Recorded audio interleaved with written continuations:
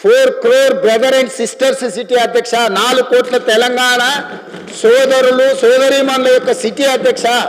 That is our future. ఆనాడు చంద్రబాబు నాయుడు గారు మొదలుపెట్టిన సైబరాబాద్ డెవలప్మెంట్ అథారిటీని రాజశేఖర రెడ్డి గారు కొనసాగించి, రాజశేఖర రెడ్డి గారు రాజకీయ కక్షాపూరితమైన ఆలోచనలు చేయొద్దు, అభివృద్ధిలో ఎవరు మొదలుపెట్టినా దాన్ని కొనసాగించాలని రాజశేఖర రెడ్డి గారు నిర్ణయం తీసుకొని చంద్రబాబు నాయుడు గారు 200 ఫీట్లతో మొదలుపెట్టిన ఔటర్ రింగ్ రోడ్డును 500 ఫీట్లకు పెంచడమే కాదు, ఆనాడు పెద్దలు దేవేందర్ గౌడ్ గారు శంషాబాద్లో మొదలుపెట్టిన అంతర్జాతీయ ఎయిర్పోర్టు ప్రతిపాదనను రాజశేఖర రెడ్డి గారు కొనసాగించుండు. రాజశేఖర రెడ్డి గారు ఆనాడు ఐటీ కానీ ఫార్మా కానీ నేదురుమల్లి జనార్దన్ రెడ్డి గారు మొదలుపెట్టిన hitech city foundation, Rajiv Gandhi గారిని ఆదర్శంగా తీసుకొని మొదలుపెట్టిన హైటెక్ సిటీని చంద్రబాబు నాయుడు గారు కొనసాగించారు. చంద్రబాబు నాయుడు గారు కొనసాగించిన దాన్ని రాజశేఖర రెడ్డి గారు విస్తరించారు. ఏ రోజు కూడా కక్షాపూరితమైన ఆలోచనలతోని మేము వ్యవహరించలేదు అధ్యక్ష. గత ప్రభుత్వం ఏదైనా చేసి ఉంటే మేము ఇది మంచి చేసినాం కొనసాగించండి అని మీరు అక్కడి నుంచి మాకు సూచన చేయండి. నేను ముఖ్యమంత్రి అయినప్పుడు ఇదే సభలో చెప్పిన అభివృద్ధి విషయంలో మాకు భిన్న అభిప్రాయాలు లేవు. గత ప్రభుత్వం ఏదైనా మంచి చేసి ఉంటే ఆ మంచిని కొనసాగిస్తామని ఇక్కడి నుంచే నేను స్పష్టంగా చెప్పిన. మీ సుదీర్ఘమైన అనుభవాన్ని ఉపయోగించి రాష్ట్ర ప్రభుత్వానికి సూచన చేయండి.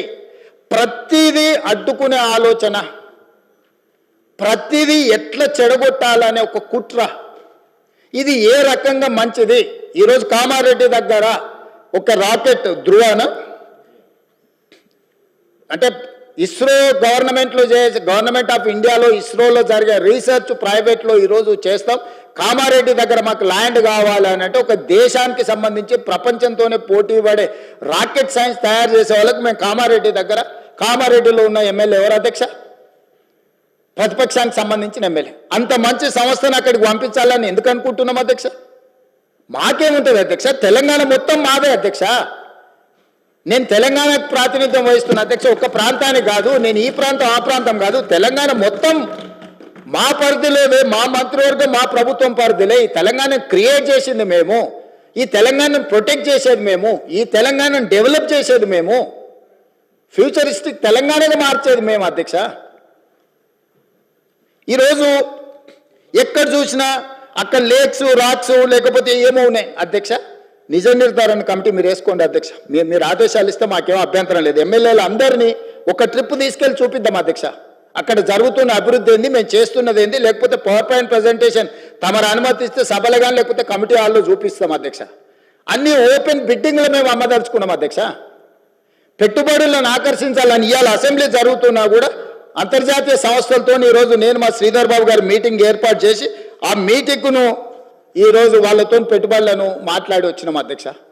ప్రపంచంలోనే పెద్ద పెద్ద పరిశ్రమలు తెలంగాణ వైపు హైదరాబాద్ వైపు చూస్తుంటే మీరు చేయలేని పనులను కూడా ఈరోజు ఎలివేటెడ్ కారిడార్ కంటోన్మెంట్లో మీరు 10 ఏళ్ళు తిప్పలవడం అన్నారు, రాలేదు. అంతకంటే ముందు 10 ఏళ్ళు రాజశేఖర రెడ్డి గారు కూడా ప్రయత్నం చేసి రాలేదు. నేను వచ్చిన 10 నెలల కేంద్ర ప్రభుత్వం నుంచి నేను సాధించిన అధ్యక్ష. పూడూరులో నిర్వహించిన లో ఫ్రీక్వెన్సీ నావీ రాడార్ స్టేషన్ మీరు కూడా వచ్చారు కదా అధ్యక్ష. అది 9 ఏళ్ళు మీరు కేవలం రాజకీయ కక్షలతో ఆపి పెడితే దేశ భద్రతకు సంబంధించింది అధ్యక్ష. అది ఏ ప్రైవేట్ ఇండస్ట్రీ ఎవరి పెట్టుబడిదారు కప్పజెప్పేది కాదు. సముద్రంలో దేశం మీద దాడి చేయడానికి వచ్చే శత్రువులను కనిపెట్టడానికి మన తెలంగాణలో మన భూభాగం మీద వికారాబాద్లో తమరి నియోజకవర్గంలో పని మొదలు పెడతామంటే 9 ఏళ్ళు మీరు ఆ భూమిని కాంపెన్సేషన్ తీసుకొని కేంద్ర ప్రభుత్వం నుంచి నష్టపరిహారం తీసుకొని భూసేకరణలో భాగంగా కేవలం మీరు పర్సనల్గా ఏదో ఎజెండా తీసుకొని వెళ్తే కేంద్ర ప్రభుత్వం దానికి అనుకూలంగా వ్యవహరించలేదు అని ఒక కారణం చేత పెండింగ్ పెడితే నేను దాన్ని క్లియర్ చేసిన. ఆర్సీఐ అక్బరుద్దీన్ ఓవైసీ గారి కాన్స్టిట్యున్సీలు ఉంటాయి, దేశ భద్రత కోసము ఉండే సంస్థ. మీరు లీజ్ రెన్యువల్ చేయలే. గవర్నమెంట్ ఆఫ్ ఇండియా దేశ భద్రత కోసం ఉన్న భద్రతా బలగాలకు సంబంధించిన వాటిని తెలంగాణ రాష్ట్ర ప్రభుత్వం 2700 ఎకరాల ల్యాండ్ లీజ్ రెన్యువల్ చేయకుండా గత ప్రభుత్వం మీరు ఆపి పెడితే నేను ఇమ్మీడియట్గా కేంద్ర ప్రభుత్వానికి లీజ్ రెన్యువల్ చేసిన అధ్యక్ష.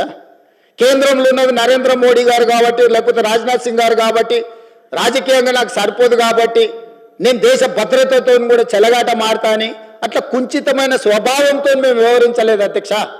అది నరేంద్ర మోడీ గారైనా, రాజ్నాథ్ సింగ్ గారైనా, లేకపోతే చంద్రశేఖరరావు గారు, హరీష్ రావు గారు, లేకపోతే తారక రామారావు గారైనా దేశ భద్రతకు సంబంధించిన విషయంలో, రాష్ట్ర అభివృద్ధి విషయంలో మేము ఎక్కడ కాంప్రమైజ్ కాలేదు అధ్యక్ష. పొలిటికల్ విల్తో మేము దాని రాజకీయ ప్రేరేపితమైన నిర్ణయాల వైపు మేము ఎన్నడూ వెళ్ళలేదు అధ్యక్ష.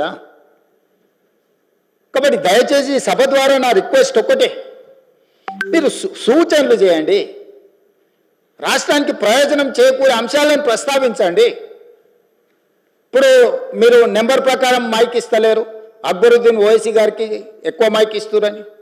Sir, we are welcoming it, whatever you have given suggestions. మీరు సలహాలు సూచనలు ఇస్తే మైక్ ఇవ్వడానికి మాకు ప్రాబ్లం లేదు.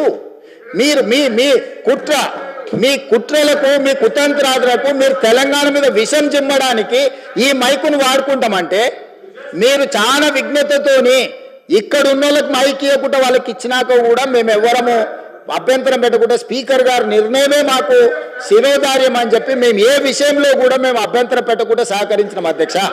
అందుకోసమని ఈరోజు అధ్యక్ష నా సూచన ఒకటే అధ్యక్ష, బెట్టింగ్ యాప్ల విషయంలో కానీ, ఆన్లైన్ బెట్టింగ్ విషయంలో కానీ, లేకపోతే ఆన్లైన్ రమ్మీ విషయంలో కానీ వ్యసనాలకు తెలంగాణలో తావు లేదు. గంజాయికి, డ్రగ్స్కి, కొకైన్కి, కెసినో వాళ్ళకి, కోళ్ళ పందాలకి తెలంగాణలో తావు లేదు. అట్లాంటి వాళ్ళని మీరు ప్రోత్సహించకండి, మీరు ఎంత దగ్గర వాళ్ళైనా. మళ్ళీ నేనేదైనా వివరాలు మాట్లాడితే అట్లెట్లా మీరు, ఇట్లెట్లా మీరు, కేసు అట్లెట్లా పెడతారు. మన వాళ్ళు ఉన్నప్పుడు తప్పని పరిస్థితులు వస్తాయి. మీకు బాధ ఉండొచ్చు, మీకు బాధ ఉన్నప్పుడు వాళ్ళని అట్లాంటి తప్పులు చేయకుండా ఆపాలి. గతంలో మనది అధికారం ఉన్నప్పుడు చెల్లింది, కానీ ఇప్పుడు చెల్లదురా నాయన. ఇప్పుడు ఇట్లా చేస్తే ఊకోది ప్రభుత్వం అని మీరు మంచి చెప్పుకోవాలి, తలుపు మూసి లోపలింట్లో కొంత చెప్పుకోవాలా. సో దయచేసి మళ్ళొకసారి నేను ప్రతిపక్షానికి విజ్ఞప్తి చేస్తున్నా, అభివృద్ధి భూసేకరణ విషయంలో మీరు అభ్యంతరం పెట్టకండి. నష్టపరిహారం ఇద్దామా, ఏమిద్దామో చెప్పండి, ఓపెన్ డిబేట్ ఫర్ దట్. భూసేకరణ విషయంలో భూమి కోల్పోతున్న వాళ్లకు బాధ ఉంటుంది, దుఃఖం ఉంటుంది. ప్రత్యామ్నాయం ఏం చేద్దామో చెప్పండి. మూసి పరివాహక ప్రాంతంలో నష్టపోతున్న పేదలకు ఏమిద్దాము, ఒక మంచి కమ్యూనిటీ, ఒక గేటెడ్ కమ్యూనిటీ కట్టి వాళ్ళకి ఇండ్లు కట్టిద్దామా, లేకపోతే వాళ్ళకి నష్టపరిహారం బాగిద్దామా, లేకపోతే ఫ్యూచర్ సిటీ రోడ్లో పోయే వాళ్ళకి ఏ విధంగా నష్టపరిహారం ఇద్దాము, లేకపోతే ఫ్యూచర్ సిటీలో భూసేకరణకు సంబంధించి ఎంత నష్టపరిహారం ఇద్దాము, లగచర్లలో పేదవాళ్ళ భూమి పోతే ఏమిద్దామో చెప్పండి.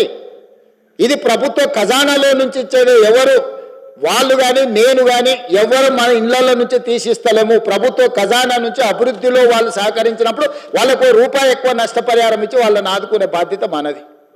వాళ్ళకు ఉపాధి కల్పించే అవకాశం ఉంటే వాళ్ళకు ఉపాధి కల్పిద్దాం, వాళ్ళ కుటుంబాలకు ఉద్యోగ అవకాశం కల్పించేది ఉంటే ఉద్యోగ అవకాశం కల్పిద్దాం.